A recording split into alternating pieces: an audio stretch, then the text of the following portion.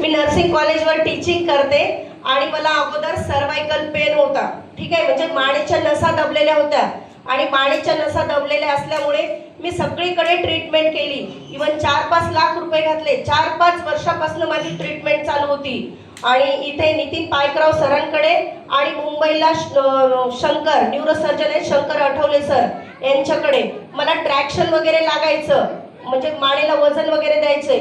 माझा एक हात पूर्ण काम करत नव्हता. मी टीचिंग करताना मी लिहू शकत नव्हते किंवा घरामध्ये इवन पीठ मळताना देखील मला एवढा त्रास व्हायचा.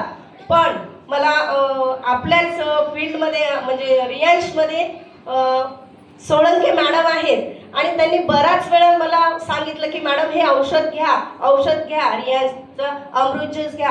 पण मला म्हणजे टाइम मिळत नव्हता आणि मी डबल जॉब करायची.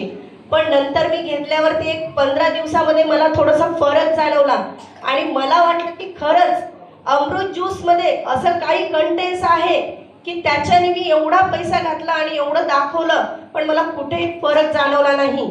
पण मी ज्यावेळेस अमृत ज्यूस आणि प्लेन पॉवर बूस्टर घेतलं आणि त्याच्यानंतर माझ्या नसा म्हणजे अशा मोकळ्या झाल्या आणि मी काम करू शकते.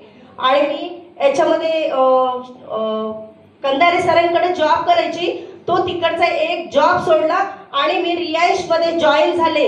रियांशमध्ये जॉईन होऊन पूर्ण औषधं वगैरे म्हणजे अमृत ज्यूस वगैरे घेते. आता माझी तिसरी बॉटल चालू आहे आणि त्याच्यानंतर मी इतरांना पण दिले. मी एक 50-60 पेशंटला अमृत ज्यूस प्लेन पॉवर बूस्टर, माझे रिझल्ट पण पॅरालिसिसवर आलेले आहेत.